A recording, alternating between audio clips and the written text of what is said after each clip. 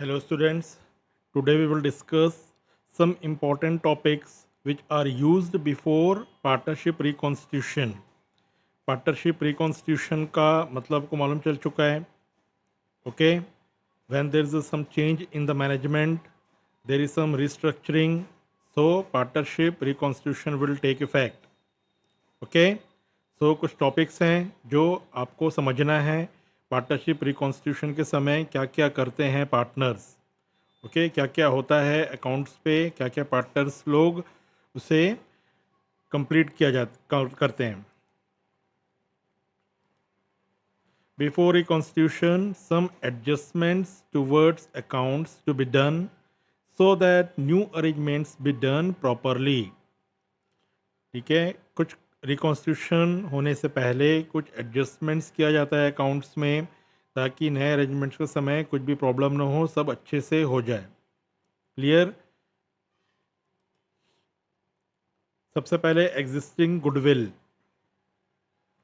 Okay, existing goodwill means जब भी partnership reconstitute हो रहा था उस समय फर्म में existing goodwill books of account में शो कर रहा था.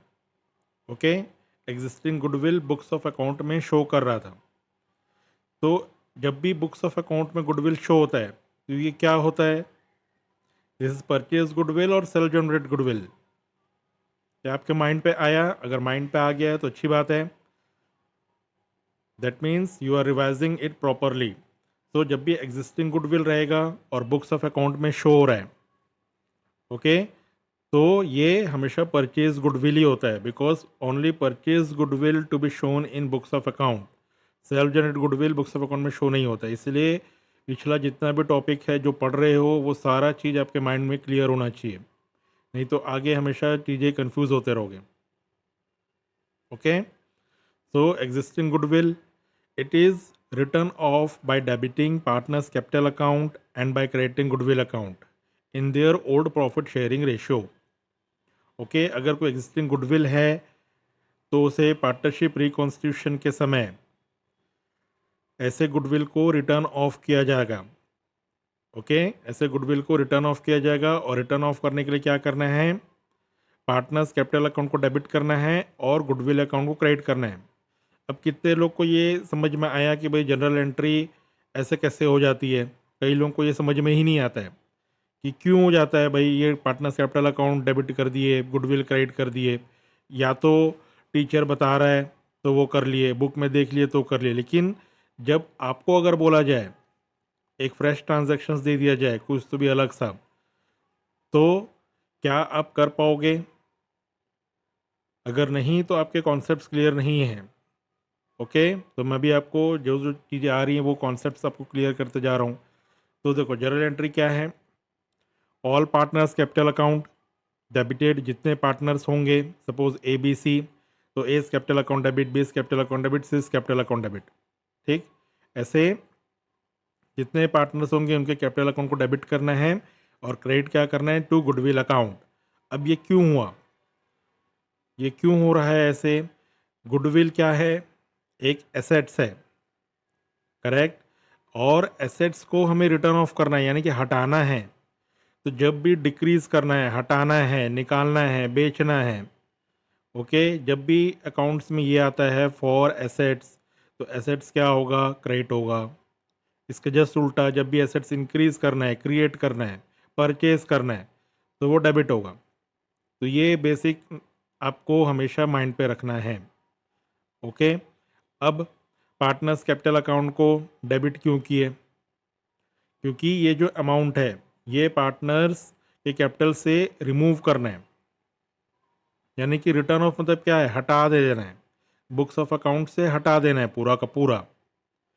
ओके, हम इसे ट्रांसफ़र नहीं कर रहे हैं, हम इसे हटा दे रहे हैं. तो गुडविल को हटाना है, पार्टनर्स कैपिटल अकाउंट के बैलेंस से हटाना है. ओके, इसलिए पार्टनर्स कैपिटल अकाउंट डेबिट हुआ और गुडविल अकाउंट क्रेडिट किए. लॉजिक समझ में आया? Next, accounting of reserves, accumulated profits and losses and deferred expenditure. Reserves सबको मीनिंग पता है, 11th में अच्छे से किए हो. रिजर्व्स एक अमाउंट सेट असाइड किया जाता है to meet some unforeseen expenditure और लाइबिलिटीज़। ओके, तो रिजर्व्स प्रॉफिट में से जो ओनर्स हैं वो अमाउंट अलग करके रखते हैं, उसे कहते हैं रिजर्व्स। जैसे आपने कोई घर में एक सेफ्टी के लिए पैसे बचा के रखे हैं, आपको नहीं पता किस लिए वो काम आएगा, बट आपने पैसे बचा के रखे हुए, दैट इज़ रिजर्व्स।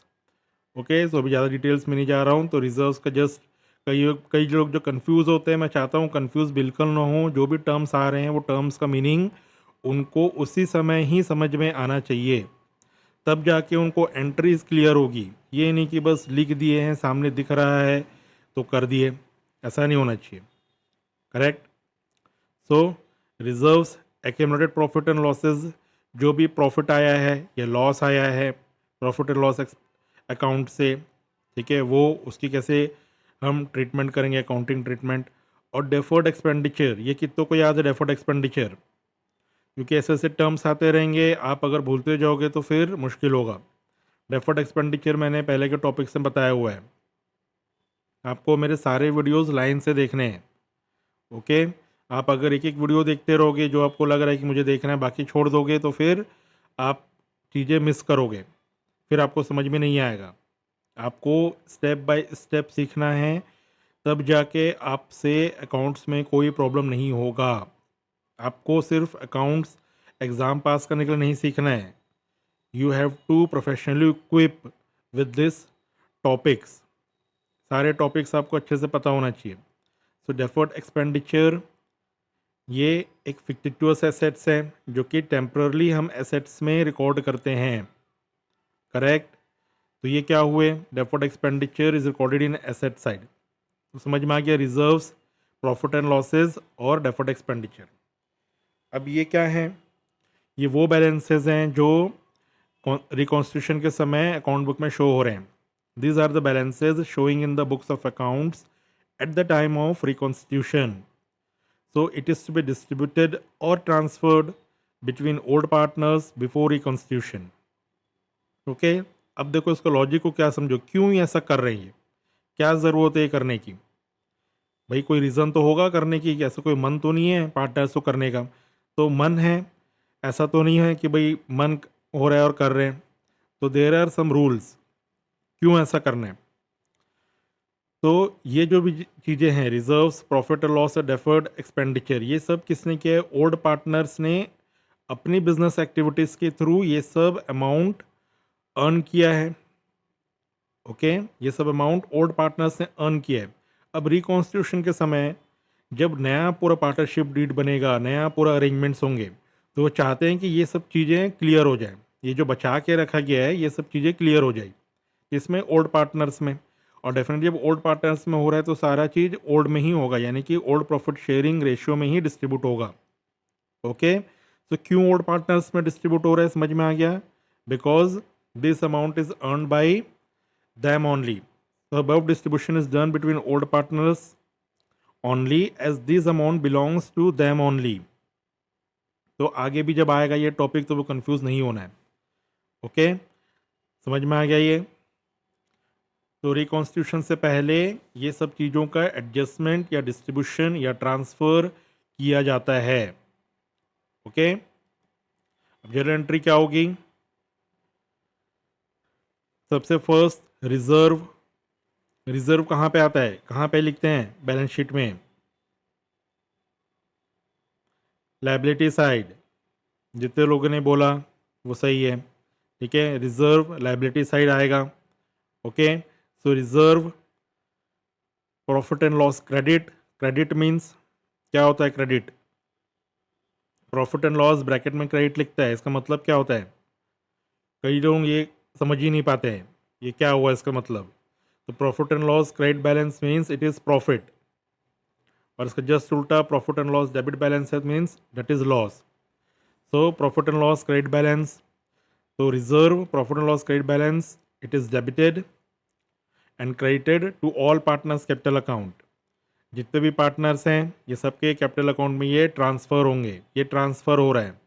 रिजर्व का पैसा, प्रॉफिट एंड लॉस का पैसा, ये क्या हो रहा है? पार्टनर्स ने बचा के रखे थे कंपनीज में, अपने घर नहीं ले गए थे, उनके पर्सनल अकाउंट में ट्रांसफ़र नहीं हुआ था। ये पार्टनरशिप फर्म में ये अमाउंट एज ए बैलेंस रखा हुआ था। तो अब क्या हो रहा है, बिफोर रिकॉन्स्टिट्यूशन ये पैसा पार्टनर्स अपने कैपिटल अकाउंट में सेफली ट्रांसफ़र करना चाहते हैं, ताकि नए जब रिकॉन्स्टिट्यूशन होगा तो फिर कोई भी प्रॉब्लम ना हो। तो जो अपनी मेहनत से ये अर्न किए हैं ये पैसे को ये अमाउंट को ये अपने कैपिटल अकाउंट में ट्रांसफ़र कर लेंगे। और कैपिटल अकाउंट में बताया आपको दैट आर पार्टनर्स वॉलेट। तो भैया वॉलेट में आ गया पैसा, आपको टेंशन ही नहीं है पार्टनर्स को। ओके, तो क्या होगा, रिजर्व प्रॉफिट एंड लॉस का जो मतलब जो प्रॉफिट बैलेंस है ये ट्रांसफ़र हो गया पार्टनर्स कैपिटल अकाउंट में। ठीक है, अब पार्टनर्स निश्चिंत हो चुके हैं, भैया पैसा हमारे पास आ गया, अब वो सेफली रिकॉन्स्टिट्यूशन कर सकते हैं। ओके, अब इसका जस्ट उल्टा, अगर लॉस हुआ, ओके, लॉस हुआ और डेफर्ड एक्सपेंडिचर हुआ, तो डेफर्ड एक्सपेंडिचर कहाँ जाता है, डेफर्ड एक्सपेंडिचर ये फिक्टिटिवस एसेट्स है। जब एसेट्स है तो भाई एसेट साइड ही जाएगा। ओके, तो एसेट्स और लॉस ये दोनों को जब ट्रांसफ़र करना है तो फिर क्या होगा, उल्टा एंट्री करनी है। Okay, so all partners capital account debit to profit and loss account debit balance, that is loss, and to deferred revenue expenditure. Okay, so narration में ही लिखना है आपको जो भी आप ट्रांसफ़र कर रहे हो। ओके, समझ में आ गया ये क्यों डेबिट हो रहा है क्यों क्रेडिट हो रहा है, ये लॉजिक हमेशा आपको माइंड पे रखना है। हर अकाउंट प्रिपरेशन से पहले आपको जर्नल एंट्री माइंड में आ जानी चाहिए। ओके, तो क्लियर है ये सब चीज़। Okay, so next topic, adjustment of reserves. अभी आपने एक चीज़ सीखा हुआ है कि रिजर्व्स को कैसे ट्रांसफ़र किया जाता है। Okay, now adjustment of reserves, accumulated profit and loss through partners capital account, या फिर इसी को क्या कहते हैं, when existing balance are to be retained in the books. Okay, इसके पहले क्या हो रहा था, उसको ख़त्म कर दे रहे थे, ट्रांसफ़र करके पार्टनर्स कैपिटल अकाउंट में ट्रांसफ़र कर दिए और वो ख़त्म कर दिए।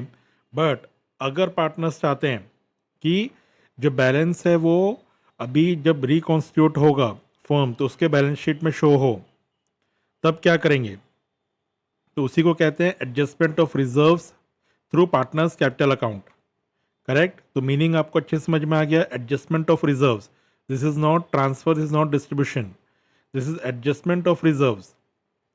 करेक्ट, तो इसकी जो अकाउंटिंग ट्रीटमेंट्स हैं ये डिफरेंट हैं। ऐसे नहीं कि आप रिजर्व उठाए और डायरेक्टली उसको ट्रांसफ़र कर दिए old profit sharing ratio. Okay, इसमें स्पेशल कंसिडरेशन, स्पेशल ट्रीटमेंट्स करने, तो आपको अच्छे समझना है। Partners may decide to continue existing balance of reserves and profit and loss in their balance sheet of reconstituted firm. So before reconstitution, partners get their share of profit or loss from the above balances. Okay, so partners कई बार ये decide करते हैं कि जब partnership firm reconstitute होगा तो उसमें existing balance show होता रहे, जो रिजर्व में जो पहले बैलेंस था वो शो होता रहे। ओके, तो लेकिन क्या चाहते हैं, लेकिन उसके पहले क्या कर रहे हैं, वो जो उनका प्रॉफिट का शेयर है उस रिजर्व में से वो एटलीस्ट वो निकाल लेते हैं। ठीक है, वो एटलीस्ट वो अपने कैपिटल बैलेंस में ले जाते हैं। बैलेंस तो पूरा शो करना है रिजर्व का, लेकिन उसमें से प्रॉफिट और लॉस जो है वो हटा देना चाहते हैं। ओके, वो अपने कैपिटल अकाउंट में उसको एडजस्ट करते हैं, इसी को कहते हैं एडजस्टमेंट। तो समझ में आया क्या है एडजस्टमेंट। ओके, जो पार्टनर्स हैं वो प्रॉफिट और लॉस जो भी इस रिजर्व में से है वो शेयर अपने कैपिटल अकाउंट में ट्रांसफ़र कर लेते हैं। ओके, अब ये कैसे मालूम चलेगा कि क्या प्रॉफिट और क्या लॉस है रिजर्व्स में से, भाई रिजर्व तो रिजर्व हुआ, उसमें प्रॉफिट और लॉस कैसे निकालेंगे। तो आपको अभी जो कुछ देर पहले मैं इसके पहले वीडियोज़ में बनाया था आपको कि गुडविल को कैसे ट्रीट किया जाता है। ओके, तो गुडविल को कैसे ट्रीट किया जाता है, सेम वही ट्रीटमेंट आपको यहाँ पे करना है जिस तरीके से आप गुडविल को करते थे सेक्रीफाइसिंग और गेनिंग पार्टनर्स के लिए, सेम वही ट्रीटमेंट यहाँ पे करना है। ओके, कि जो भी गेनिंग पार्टनर है वो प्रॉफिट शेयर के बदले अपने हिस्से का गुडविल वो सेक्रीफाइस करेगा किसको, सेक्रीफाइसिंग पार्टनर्स को। ओके, सेम वही चीज़ यहाँ पे करना है आपको, बस नाम जो है यहाँ पे रिजर्व्स आ जाएगा। सो क्या क्या स्टेप्स हैं, adjustment entry need to be passed by following below steps. First step, calculate sacrificing and gaining ratio of partners. पहला तो आपको सेक्रीफाइसिंग और गेनिंग रेशियो कैलकुलेट करना है, सेम वैसे जैसे मैंने आपको पहले समझाया हुआ है। ओल्ड रेशियो और न्यू रेशियो को क्वेश्चन में दिया है, उसके बेस पे आपको सेक्रीफाइसिंग और गेनिंग रेशियो कैलकुलेट करना है। ओके, जैसे ये हो जाएगा आपको ये मालूम चल जाएगा गेनिंग पार्टनर कौन है। ओके, सो गेनिंग पार्टनर जैसे मालूम चल जाएगा, so gaining partner will sacrifice his share of reserves and profit to sacrificing partner in his gaining ratio. Okay, so gaining partner को प्रॉफिट में तो हिस्सेदारी ज़्यादा मिल गई, बट इसके बदले वो क्या करेगा, रिजर्व्स का जो अमाउंट है, ओके, रिजर्व्स का जो अमाउंट है वो दे देगा सेक्रीफाइसिंग पार्टनर को इन गेनिंग रेशियो। ओके, सभी एक एग्जांपल से समझते हैं। A B and C are partners sharing in the ratio of 3:3:2। ठीक है, they decide to reconstitute the firm and their profit sharing is now equally. तो old ratio 3:3:2 हुआ, अब जो है आफ्टर रिकॉन्स्टिट्यूशन वो चाहते हैं कि इक्वली शेयर करेंगे, so new ratio is 1:1:1। Clear. General reserve was showing balance ₹72,000। ठीक है, जनरल रिजर्व का बैलेंस 72,000 शो कर रहा था फॉर्म का। So instead of distributing general reserve they decided for adjustment entry.